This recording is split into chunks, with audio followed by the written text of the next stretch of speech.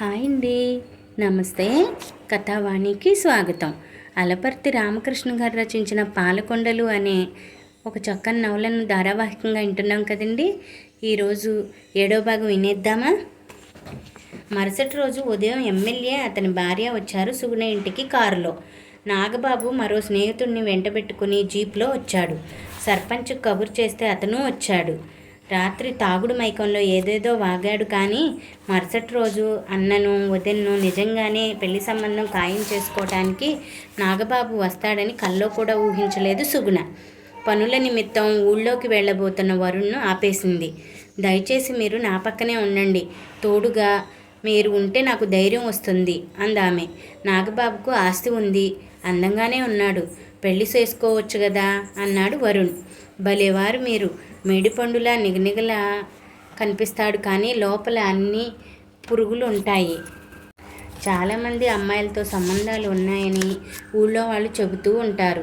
మా ఊళ్ళో కూడా ఓ అమ్మాయిని పెళ్లి చేసుకుంటానని మోసం చేసి గర్భిణీ అయ్యాక వదిలివేశాడు. పాలమ్మ ఊరుకోదు. మా ఊరి అమ్మాయిల జోలికొస్తే ఏదో ఒక రోజు వాడికి తగిన శాస్తి జరుగుతుంది అందామే ముక్కు పుటాలు ఎగరవేస్తూ కోపంతో ఊగిపోతూ. నాగబాబు మీద ఆమెకి ఎంత అసహ్యం ఉందో అర్థమైంది అతనికి. సర్పంచ్ లోపలికి వచ్చి సుగుణను హాల్లోకి తీసుకువెళ్ళాడు. సుగుణను చూసి మీసం మెలివేశాడు నాగబాబు. చూడమ్మా, మీ తాతగారితో సర్పంచ్ గారితో నీ పెళ్లి గురించి మాట్లాడాను. నీకు అభ్యంతరం లేకపోతే వాళ్లకు ఇష్టమేనంటున్నారు. నా తమ్ముడని చెప్పడం కాదు, కానీ అనుకున్నది సాధించాలని పట్టుదలతో ఉంటాడు. నాకు కుడిభుజం లాంటి వాడనుకో. రాజకీయాల్లో వచ్చే ఎన్నికల్లో నేను నిలబెట్టడం లేదు. వాడినే మా పార్టీ అభ్యర్థిగా నిలబెట్టాలనుకుంటున్నాను. వాడికున్న పేరుతో పెద్దగా కష్టపడకుండానే గెలుస్తాడు. నువ్వు ఎమ్మెల్యే భార్య అవుతావు. ఏ కొద్ది మందికో దక్కే గౌరవం అది చెప్పకపోయాడు ఎమ్మెల్యే వీరభద్రం. సుగుణ వైపు చూసింది వీరభద్రం భార్య రజని. ఇంట్లో నాలాగే రాతి బొమ్మలాగే మారిపోతావు. ఉత్సవ విగ్రహంలా ఏ పండుగ రోజో బయట ఊరేగిస్తారు. ఇంట్లో మగవాళ్ళు ఉన్నప్పుడు మాట్లాడే హక్కు ఉండదు. పనివాడితో మాట్లాడినా అనుమానంగా చూస్తారు. అది మనకు దక్కే గౌరవం. నోట్లో నుంచి ఆ మాటలు రాలిపడలేదు, కానీ ఆమె కళ్ళు ఆ మాటల వర్షం కురిపిస్తున్నాయి. గ్లాసు మంచినీళ్ళు తాగి మళ్ళీ మాట్లాడటం మొదలుపెట్టాడు వీరభద్రం. మాకు అధికారం, డబ్బు, దర్పం ఉందని మీ ముందు ప్రదర్శించి బలవంతంగా మా ఇంటి కోడలుగా తీసుకెళ్లడం లేదు. నీ అభిప్రాయం తెలుసుకున్నాకే సంబంధం కుదుర్చుకుంటాం. మా తమ్ముడిని పెళ్లి చేసుకోవడానికి నీకేం అభ్యంతరం లేదు కదా అన్నాడు అతను. ఏ అభ్యంతరం ఉంటుందన్నయ్య? ఇద్దరం కలిసి చదువుకున్నాం. నాకంటే మంచి మొగుడు దానికి ఎక్కడ దొరుకుతాడు? విలాసంగా కాళ్ళు ఊపుతూ అన్నాడు నాగబాబు. అందరి దృష్టి సుగుణ మీద పడింది. ఏం మాట్లాడకుండా తలూపుతుందని అనుకున్నారు అందరూ. వరుణ్ దగ్గరకు వెళ్ళి అతని చేయి పట్టుకుని సుగుణ, మేమిద్దరం ప్రేమించుకుంటున్నాం. రేపు గుళ్ళో పెళ్లి చేసుకుందాం అనుకుంటున్నాం. మీరు వచ్చి మమ్మల్ని ఆశీర్వదించండి అంది సుగుణ వీరభద్రం వైపు చూస్తూ. ఆ అబ్బాయి ఎవరమ్మా? ఆస్తి ఉందా? పెద్ద ఉద్యోగంలో ఉన్నాడా? మీకు బంధువు అవుతాడా? ప్రశ్నల వర్షం కురిపించాడు వీరభద్రం. నన్ను తన మనసులో గూడు కట్టుకుని పూజించేవాడు. నాకు ఆత్మీయుడు. నాకు జీవితం చివరి అంచు వరకు తోడు ఉంటానని బాసలు చేశాడు. మేమిద్దరం పెళ్లి చేసుకోవాలని ఎప్పుడూ నిర్ణయించుకున్నాం అంది సుగుణ వరుణ్ చేయి వదలకుండా. ఆ అమ్మాయి చెబుతుంది నిజమే నా అబ్బాయి? వరుణ్ను అడిగాడు వీరభద్రం. ఏం చెప్తాడు? రేపు పెళ్ళి అవుతుందంటే తన తండ్రి ఎటువంటి పరిస్థితుల్లో సుగుణ తన భార్య కావడానికి ఒప్పుకోడు. ఎప్పుడూ ఇద్దరం పెళ్లి చేసుకుందామని అనుకోలేదు కదా. ఆ ప్రస్తావనే రాలేదు. ఇప్పుడేం మాట్లాడాలి? ఆ క్షణంలో ఎవరో రక్తంలో సందేశం పంపినట్లు అనిపించింది. పాలకొండ గుహలో కనిపించిన అమ్మవారు ఆమెకు తోడుగా ఉండు, ఎప్పటికీ ఆమె చేతిని వదలకు అన్నట్లు అనిపించింది. పదిలంగా ఆమె చేతిని తన చేతిలో కుంచుకుని, అవును నిజమే, ఇద్దరం పెళ్లి చేసుకుందాం అనుకున్నాం అనేశాడు వరుణ్. నాగబాబుకు ఒళ్ళు మండిపోయింది. వాళ్ళిద్దరూ కలిసి నాటకాలు ఆడుతున్నారన్నయ్య. మరుగుదొడ్లు కట్టించేవాడిని సుగుణ ఎందుకు పెళ్లి చేసుకుంటుంది? నాతో పెళ్లికి ఇష్టం లేకే అబద్ధం చెబుతూ ఉంది. మనకు ఏదో ఒకటి చెప్పి పంపించేయాలని ప్లాన్లో ఉన్నారు అన్నాడు అన్నవైపు తిరిగి నాగబాబు. నిజంగానే మీరిద్దరూ రేపు పెళ్లి చేసుకోబోతున్నారా? రేపు మళ్ళీ వచ్చి మీ పెళ్లి చూసి అక్షింతలు వేస్తాను. నువ్వు చెప్పింది అబద్ధమైతే అదే గుళ్ళో నా తమ్ముడు నీ మెడలో తాళిబొట్టు కడతాడు, సరేనా? రేపు 10 గంటకి పెళ్లి కూతురుగా రెడీగా ఉండు. పారిపోవాలని ప్రయత్నించుకు. నా మనుషులు మీకు కాపలాగా ఉంటారు. మీరు నిజంగా పెళ్లి చేసుకుంటే మాకేం అభ్యంతరం లేదు. మా దారిని మేము వెళ్ళిపోతాం. మా తమ్ముడికి మరో పెళ్లి సంబంధం చూస్తాం అన్నాడు వీరభద్రం. అతను చెప్పింది సబబుగానే ఉందనుకున్నారు అందరూ. వాళ్ళు వెళ్ళిపోయాక తల పట్టుకుని కూర్చున్నాడు వరుణ్. తండ్రికి చెప్పకుండా తను పెళ్లి చేసుకోవడమా? ఆయనకు తెలిస్తే ఇంట్లో తనను అడుగు పెట్టనివ్వడు. మళ్ళీ తన మొహం చూడడు. పంచ ప్రాణాలు తన మీద పెట్టుకుని బ్రతుకుతున్నాడు తండ్రి. ఎంత పొరపాటు జరిగిపోయింది. సుగుణను ఆపద నుండి కాపాడబోయే తను చిక్కుల్లో పడ్డాడు. ఇంట్లో నుంచి పారిపోతే వీరభద్రం మనుషులను ఏదో విధంగా ఏమార్చి వెళ్ళిపోవచ్చు, కానీ సుగుణను పులి ఉన్న బోన్లోకి నెట్టేసి వెళ్ళిపోయినట్లే అవుతుంది. నాగబాబు సుగుణను పెళ్లి చేసుకుంటాడు బలవంతంగానైనా. పెద్ద సమస్య వచ్చి పడిందే. సుగుణ వచ్చి వరుణ్ పక్కన కూర్చుంది. నా మూలంగా మీరు ఇబ్బందిలో పడ్డారు. నాగబాబు బారిన పడకుండా తప్పించుకోవాలని అబద్ధం ఆడాను. రేపు గుళ్ళో పెళ్లి చేసుకుంటామన్నామని మీ అభిప్రాయం తెలుసుకోకుండా నోటుకొచ్చింది మాట్లాడాను. చిక్కుల్లో పడిపోయాను. ఏం చేద్దాం అంది చెమర్చిన కళ్ళతో. ఆ అమ్మాయి దిగులు పడటం అతని మనస్సు కలిసివేసింది. మా నాన్నగారు నన్ను చిన్నప్పటి నుంచి ఎంతో ప్రేమగా పెంచారు. మా అమ్మ చనిపోవడంతో ఆయన దృష్టి అంతా నా మీదే ఎన్నో ఆశలు పెట్టుకున్నారు. ఆయనకు ఒక్క ఫోన్ చేస్తే నన్ను ఈ ఆపద నుంచి బయటపడేస్తారు. కానీ మీరు నాగబాబు కబంధ హస్తాలలో పడక తప్పదు. ఇప్పుడు ఏం చేద్దాం అన్నాడు అతను అయోమయంలో పడిపోయి. రేపు గుడిలో పెళ్లి చేసుకుందాం. అది ఉత్తుత్తి పెళ్ళి. మన దృష్టిలో అది నిజమైన పెళ్ళి కాదు. ఊళ్ళో మీ పనులయ్యాకే మీ దారిని మీరు వెళ్ళిపోండి. మీ నాన్నగారు కుదిర్చిన అమ్మాయిని మీ ఊళ్ళో పెళ్లి చేసుకోండి. నేను మీకు అడ్డురాను. మీ దారి మీది, నా దారి నాది. మీరు వెళ్ళిపోయాక మేమిద్దరం విడిపోయాం అని అందరికీ చెబుతాను. నా మాటలు అందరూ నమ్మేస్తారు అంది సుగుణ. ఏ గుడిలో మనం పెళ్లి చేసుకోబోయేది? నిజంగా మనం పెళ్లి చేసుకోబోవడం లేదు. అదో నాటకం. వెంకటేశ్వర స్వామి గుడిలో పెళ్లి చేసుకుని దంపతులమైనట్లు నటించుదాం. ఆ పెళ్ళయ్యాక నిజంగానే పెళ్ళయిందనుకుని నా మీద చేయి వేసే ప్రయత్నం చేయకండి అంది ఆమె. వెంకటేశ్వర స్వామి వారి గుడిలో పెళ్లి చేసుకుని ఉత్తుత్తి పెళ్ళి అంటే ఎలా? స్వామివారికి ఆగ్రహం రాదు? అనుమానంగా అడిగాడు. ఏం చేద్దాం? మరో పరిష్కార మార్గం ఉంటే చెప్పండి. నన్ను ఆత్మహత్య చేసుకోమంటారా? ఏడుస్తూ అంది సుగుణ. ఆమె భుజాల చుట్టూ చేతులు వేసి దగ్గరకు తీసుకుని కన్నీళ్లు తుడిచాడు. మీరు అలా బెంబేలు పడిపోతే ఎలా? మీకు తోడుగా నేనున్నాను కదా. మీరు చెప్పినట్లే చేస్తాను. మీరు బాధపడితే నేను తట్టుకోలేను అని హృదయం లోతుల్లోంచి ఆ మాటలు వచ్చాయి. చాలాసేపు అతని ఒడిలో తల ఉంచుకుని చుట్టుముట్టిన అన్ని సమస్యలను మర్చిపోయింది. ఆమె తల నిమురుతూ ఉండిపోయాడు అతను. గుడి దగ్గర కనిపించిన మేనమామ ప్రతాప్ అత్త రేణుకను చూసి ఆశ్చర్యపోయింది. మీరు వచ్చారేమిటి? నీ పెళ్ళి అయితే రాకుండా ఉంటామా అంది రేణుక. మీకెవరు చెప్పారు? సర్పంచ్ గారు మాకు కబురు చేశాడు అన్నాడు ప్రతాప్. గుళ్ళో పెళ్ళి అన్న మాటే కానీ అన్ని ఏర్పాట్లు బాగా చేశాడు సర్పంచ్ అచ్యుతరామయ్య. భోజనం చేసి వెళ్ళడానికి పెళ్ళికి వచ్చిన వాళ్ళను మరీ చెప్పాడు. మన ఊరికి ఆ అబ్బాయి అంత సహాయం చేస్తుంటే మనం ఆ మాత్రం పెళ్లి ఏర్పాట్లు చేయొద్దు అన్నాడు ఆయన. పెళ్లి వేడుకను ఫోటోలు, వీడియో కూడా తీయించాడు. ఎవరు గమనించకుండా గుళ్ళో పెళ్లి నామమాత్రంగా జరుగుతుందని అనుకున్నాడు వరుణ్. ఎవరి దృష్టిలో పడకుండా గుట్టు చప్పుడు కాకుండా జరిగితే ఆ తర్వాత విడిపోయినా విడాకులు తీసుకున్నా ఎవరు పట్టించుకోరు అనుకుంటే అందుకు విరుద్ధంగా జరిగింది.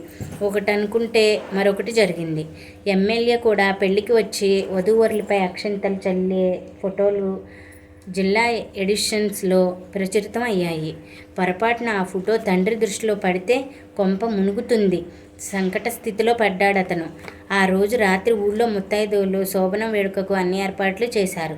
సుగుణను ముస్తాబు చేసి గదిలోకి పంపించారు. పాల గ్లాస్తో గదిలోకి అప్సరసలా వచ్చిన సుగుణను చూడగానే మతిపోయింది వరుణ్కు. అడుగు అడుగున హోయలు చిలకిస్తూ వనమయూరిలా గదిలోకి వస్తే అతని గుండె లయ తప్పింది. సిగ్గుతో ఆమె బుగ్గలు ఎర్రబడ్డాయి. అనుకోకుండా ఇద్దరూ దంపతులు అయ్యారు.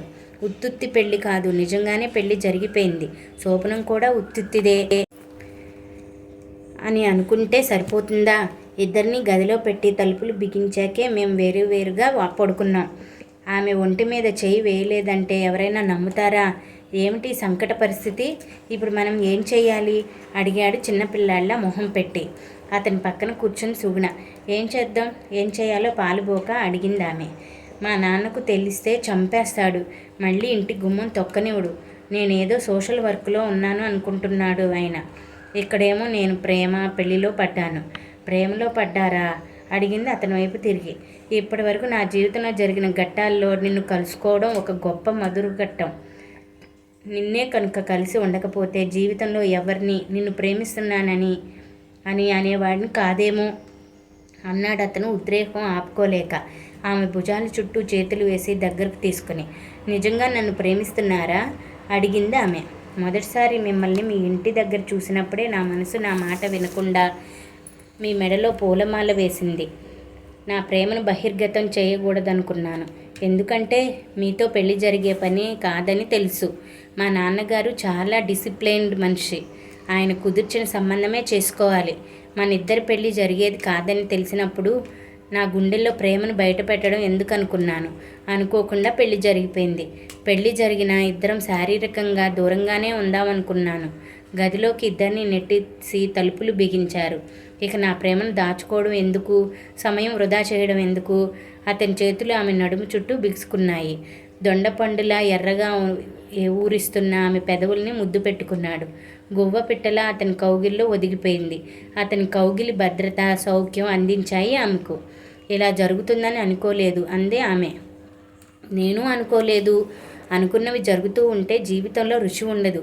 అనుకోనివి జరుగుతుంటేనే వైవిధ్యంగా అందంగా ఉంటుంది జీవితం అందామె నవ్వుతూ. అప్పటి వరకు శోభనం గది తలుపు దగ్గర కిటికీల దగ్గర చేరిన అమ్మలక్కలు వాళ్ళిద్దరి నవ్వులు వినిపించేసరికి సిగ్గుపడిపోయి అక్కడి నుంచి కదిలి వెళ్ళిపోయారు. అంతా సద్దుమణిగాక గది తలుపులు తీసి పెరట్లోకి వెళ్ళారు వరుణ్, సుగుణులు. పిండి ఆరబోసినట్లున్న వెన్నెల్లో పున్నాగ చెట్టు దగ్గర కూర్చున్నారు. వెన్నెల్లో మౌనంగా కూర్చోవడం బాగుందనిపించింది. వాళ్ళిద్దరి మీద పున్నాగ పూలు సువాసనలు వెదజల్లుతూ రాలిపడ్డాయి. రషీద్ వచ్చాడు వరుణ్ దగ్గరకు. గుడ్ మార్నింగ్ సార్ అన్నాడు సెల్యూట్ చేస్తూ. అటు ఇటు చూశాడు వరుణ్. చుట్టుపక్కల ఎవరన్నా ఉన్నారేమోనని. డైరెక్ట్గా ఇంటికే వచ్చేసావు, ఎవరన్నా చూస్తే అడిగాడు వరుణ్. ఉదయం నాన్నగారు ఫోన్ చేశారు. మీ ఫోన్ స్విచ్ ఆఫ్లో ఉందట. మీరు కనిపించి 2 నెలలు అయిందట. అర్జెంటుగా మిమ్మల్ని హైదరాబాద్ వచ్చేయమని చెప్పారు. మిమ్మల్ని చూడాలని ఉందట. 2 నిమిషాలు మౌనంగా ఉండిపోయాడు. నాకు పెళ్ళి అయిందన్న విషయం నాన్నగారికి చెప్పేశావా? లేదండి, ఆ విషయం మీరు చెబితేనే బాగుంటుంది అన్నాడు రషీద్. ఆలోచనలో పడిపోయాడు వరుణ్. నాన్నగారు ఎలా రిసీవ్ చేసుకుంటారో తనకు పెళ్ళి అయిందని చెప్తే, ఆయనకు చెప్పకుండా పెళ్లి చేసుకున్నానని తెలిసి బాధపడితే, అనారోగ్యం పాలైతే, తను మళ్ళీ కనిపించవద్దని అంటే ఆయన్ని విడిచి ఉండగలడా? సుగుణను కోడలుగా అంగీకరించడం జరగని పని. ఎన్నాళ్ళని ఆయనకు తన పెళ్లి విషయం చెప్పకుండా ఉంటాడు? ఏమిటో పాలకొండ వచ్చి చిక్కుల్లో పడిపోయాడు. కారు రెడీగా ఉంది, వెంటనే బయలుదేరి రమ్మన్నారు మీ నాన్నగారు అన్నాడు రషీద్. ఇంట్లోకి వెళ్ళాడు వరుణ్. అర్జెంటుగా హైదరాబాద్ వెళ్ళాలి. మా నాన్నగారు రమ్మన్నారు. వారం రోజుల్లో తిరిగి వచ్చేస్తాను అన్నాడు అతను. నేను వస్తాను. మీ నాన్నగారిని మీ ఇల్లు చూసినట్లుంటుంది అంది సుగుణ. ఇప్పుడొద్దు. మా నాన్న మూడ్ బాగా ఉన్నప్పుడు మనం పెళ్లి చేసుకున్న సంగతి చెబుతాను. ఆ తర్వాత నిన్ను మా ఇంటికి తీసుకువెళ్తాను అన్నాడు అతను. మీ నాన్నగారు ఏం చేస్తూ ఉంటారు? మీ ఇల్లు హైదరాబాద్లో ఏ ప్రాంతంలో ఉంది అని అడగాలనుకుంది. వరుణ్ మీద పూర్తి నమ్మకం ఉంది సుగుణకు. వివరాలు ఏమీ అడగలేదు. వారం రోజుల్లో తిరిగి రండి. మీకు దూరంగా ఉండలేని స్థితికి వచ్చేశాను. రోజు ఫోన్ చేస్తూ ఉండండి అంటూ వరుణ్ వెనకే కారు దాకా వచ్చింది. కారు దగ్గర నిలబడ్డ రషీద్ని చూసి ఆశ్చర్యపోయింది. పాలకొండ గుహ దగ్గర కనిపించింది అతనే. అతను కారు ఎక్కి కూర్చున్నాడు. సుగుణకు విష్ చేశాడు కారు కదిలాక. మరింత ఆశ్చర్యానికి గురైంది. వాచ్మెన్ రఘు, తోటమాలి రాజయ్య, వంట మనిషి సీతమ్మ, డ్రైవర్ రాములు అందరూ నమస్కరించి బాగున్నారా బాబు అంటూ నవ్వుతూ పలకరించారు వరుణ్ను. వారంతా చిన్నప్పటి నుండి వరుణ్కు పరిచయం ఉన్నవాళ్లే. మరో 2 కొత్తగా పనిలో చేరిన వాళ్ళు కూడా నమస్కారం పెట్టారు. ఇంట్లో ప్రతి గదిలో వరుణ్ ఫోటో ఉంటుంది. హాల్లో తండ్రితో దిగిన లైఫ్ సైజ్ ఫోటో గోడకు వేలాడదీసి ఉంటుంది. ఇంటి యజమాని కొడుకును కొత్తగా పనిలో చేరిన వాళ్ళు కూడా తెలిసిపోయింది. హాల్లో పేపర్ తిరిగేస్తూ కనిపించాడు రాఘవ. కొడుకును చూడగానే how are you my son, you look grown up, 2-3 నెలలకే నిండుగా కనిపిస్తున్నావు అన్నాడు రాఘవ. తండ్రి పాదాలకు నమస్కరించి భుజాల చుట్టూ చేతులు వేసి తండ్రిని హత్తుకున్నాడు. అవును, తండ్రి అన్నట్లు తను పెద్దవాడైపోయాడు. ఆయనకు తెలియకుండా పెళ్లి చేసుకున్నాడు. పెళ్ళైతే ఓ విధమైన నిండుదనం వచ్చేస్తుందేమో. ఎంత వయసు వచ్చినా మీ కంటికి నేను చిన్నపిల్లాళ్ళ కనిపిస్తానని ఎప్పుడూ అంటూ ఉంటారు కదా అన్నాడు వరుణ్ నవ్వుతూ. కాదురా, నీలో ఏదో మార్పు కనిపిస్తుంది. మరింత హ్యాండ్సమ్గా కనిపిస్తున్నావు. ఆ మార్పు హర్షించదగిందే. ఇక నీకు వెంటనే పెళ్లి చేయాలి. నా సర్కిల్లో 2-3 ఇండస్ట్రియల్ అమ్మాయిలు ఉన్నారు. బాగా చదువుకున్న వాళ్ళు, అందంగా కూడా ఉంటారు. వాళ్లలో ఓ అమ్మాయిని సెలెక్ట్ చేసుకో. చాయిస్ నీదే అన్నాడు రాఘవ. ఏ టాపిక్ అయితే సంభాషణలో దొరకకూడదని అనుకున్నాడో అదే విషయం తండ్రిని కలిసిన నిమిషంలోనే ప్రస్తావనకు రావడం అతనికి తలనొప్పిని తెచ్చింది. మొహం మాడిపోయినట్లు అయ్యింది. నీరసంగా సోఫాలో కూర్చున్నాడు వరుణ్. పెళ్లి విషయం తీసుకురాగానే డల్ అయిపోయావేమిటి? నీకు ఇష్టం లేనప్పుడు ఆ టాపిక్ మాట్లాడలే. ఇప్పుడు నీ సోషల్ వర్క్ ఎక్కడ నడుస్తూ ఉంది? పాలకొండ గ్రామంలో సమాధానమిచ్చాడు తండ్రికి. ఇంకా ఆ ప్రాంతంలోనే ఉన్నావా? తలూపాడు వరుణ్. అక్కడ పనులన్నీ అయిపోయినట్లేనా? మళ్ళీ ప్రయాణం ఉందా? అడిగాడు రాఘవ. ఆ ఊరికే వెళ్ళాలి. ఆ ఊళ్ళో మరుగుదొడ్లు లేని ఇళ్లలో టాయిలెట్స్ కట్టించాం. ఓపెన్ డ్రైన్స్ తీసేసి అండర్ గ్రౌండ్ డ్రైన్స్ ఏర్పాటు చేశాం. సోలార్ ప్యానెల్స్ ఏర్పాటు చేసే పని మిగిలి ఉంది. ఆ పనులు పూర్తయ్యాకే వచ్చేస్తాను. ఇంకా ఎన్ని నెలలు గ్రామాలు పట్టుకుని తిరుగుతావు? నీకు మరో సంవత్సరం సమయం ఇస్తున్నా. నీ ఇష్టం వచ్చినట్లు తిరుగు. నువ్వు ఎంత డబ్బు ఖర్చు పెట్టుకున్నా నేను లెక్కలు అడగను. సంవత్సరం తర్వాత తన కంపెనీల వ్యవహారాలు చూడాలి. నా బాధ్యత కొన్ని నీకు అప్పగించదలుచుకున్నాను. రాఘవ చెప్పడం పూర్తవ్వకముందే ఓకే డాడీ, మీరు చెప్పినట్లే చేస్తాను అన్నాడు వరుణ్. తండ్రి సంవత్సరం సమయం ఇచ్చాడు. సంవత్సరంలోపు అన్ని సమస్యలు పరిష్కారాలు దొరకవచ్చు. పెళ్లి చేసుకోమని తండ్రి నుంచి ఒత్తిడి ఉండదు. సంవత్సరం పాటు వరుణ్ మనసు తేలికబడింది. నీ గదికి వెళ్ళి రెస్ట్ తీసుకో. డైనింగ్ టేబుల్ దగ్గర రాత్రి 9ంటికి కలుద్దాం అన్నాడు రాఘవ. హుషారుగా మెట్లు ఎక్కుతున్న కొడుకు వైపు తదేకంగా చూశాడు. ఏదో కొత్తదనం కనిపించింది. మోర్ ఎనర్జెటిక్గా కనిపించాడు వరుణ్. 6 అడుగుల పొడవు, దృఢమైన శరీరం, ఆకర్షణీయమైన మొహం. అంతా తన తండ్రి పోలికలే. కొడుకును చూస్తుంటే ఆనందం కలిగింది. ఛాతి ఉప్పొంగిపోయింది. హాల్లో ఓ పక్కన నిలబడ్డ రషీద్ కనిపించాడు. రషీద్ ఇట్రా అతన్ని పిలిచాడు. మా వాడిని నువ్వు ఫాలో అవుతున్నావు కదా? వాడిలో ఏదో కొత్త ఉత్సాహం కనిపిస్తూ ఉంది. మొహంలో కొత్త తేజస్ కొట్టొచ్చినట్లు కనిపిస్తూ ఉంది. నాకేదో కారణం ఉండి ఉంటుందనిపిస్తూ ఉంది. పాలకొండలో ఏం జరిగిందో చెప్పు. ఏది దాచాలని ప్రయత్నించుకో అన్నాడు దర్పంగా రాఘవ. చెప్పాలా వద్దానని తటపటాయించాడు రషీద్. చెప్తే ఏం చిక్కు చిన్నబాబుకు వస్తుందో, చెప్పకపోతే పెద్దబాబు గారితో ఏం తంటా వస్తుందో. అసలే రాఘవ గారికి ముక్కు మీద కోపం.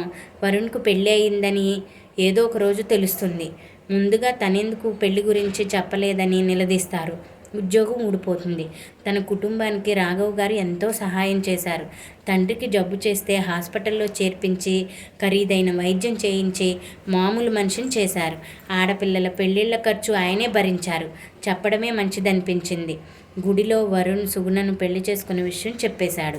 వాళ్ళింట్లోనే వరుణ్ ఉంటున్నాడని ఆ వివరాలన్నీ చెప్పాడు రషీద్. దీర్ఘాలోచనలో పడిపోయాడు రాఘవ. బయటకు వెళ్లాల్సి పని ఉన్నా తన గదిలోకి వెళ్ళి అటూ ఇటూ తిరుగుతూ ఉండిపోయాడు. వరుణ్కు అంత ధైర్యం ఎలా వచ్చింది? తనకు చెప్పకుండా ఎలా పెళ్లి చేసుకున్నాడు? ఆ అమ్మాయి వరుణ్ని బుట్టలో వేసుకుందా? 100 కోట్లకు వారసుడని ఆమెకి తెలుసా? ఆస్తి కోసమే పెళ్లి చేసుకున్నదా? ఏ పరిస్థితిలో వరుణ్ ఆ అమ్మాయిని మెడలో తాడిబొట్టు కట్టాడు? పెళ్లి విషయం తనకు ఎందుకు చెప్పలేదు? పెళ్ళి అయ్యాక కూడా చెప్పొచ్చు కదా. ఆ అమ్మాయిని మోసం చేయాలన్న ఆలోచన కొడుకు మనసులో ఉందా? పెళ్లి సంబంధం తను కుదిర్చితే పెళ్లి చేసుకోవడానికి ముందుకొస్తాడా? అక్కడో కాపురం, హైదరాబాద్లో మరో కాపురం పెడతాడా? ఏమిటి వాడి ఉద్దేశం? వరుణ్ తనకు ఎప్పుడు పెళ్లి విషయం చెబుతాడో చూద్దాం. సుగుణను పెళ్లి చేసుకున్న విషయం తనకు తెలిసిందని వాడికి తెలియకూడదు. వాళ్ళిద్దరే నెక్స్ట్ స్టెప్ ఏమిటో చూడాలి. ఏం చేయబోతున్నారో గమనించాలి. తొందరపడి వరుణ్ను మందలించకూడదు. భార్య ఫోటో కేసి తదేకంగా చూశాడు. నీ కొడుకు ఎంత పనిచేశాడో చూసావా అన్నట్లుగా ఉన్నాయి అతని చూపులు. నవ్వుతూనే కనిపించింది ఫోటోలో వరుణ్ తల్లి వసుధ. వాడిదేం తప్పులేదు. మన అబ్బాయి మనసు బంగారం అన్నట్లుగా ఉన్నాయి ఆమె చూపులు. ప్రతి కన్న తల్లి తన కొడుకు గురించి అలాగే అనుకుంటుంది. మీరే ఓసారి పాలకొండ వెళ్ళి ఆ అమ్మాయి ఎలాంటిదో వాకప్ చేస్తే సరిపోతుంది కదా. డబ్బు మనుషులైతే నోట్ల కట్టలు వెదజల్లి ఆ అమ్మాయిని మన వాడికి దూరంగా ఉండమని చెప్పిరండి. వసుధ తనకు చెబుతున్నట్లుగా అనిపించింది రాఘవకు. 7వ భాగం ఇంతటితో సమాప్తమండి. మిగతా నవలను రేపటి భాగంలో తెలుసుకుందామా? Thank you for watching. Please subscribe for more stories.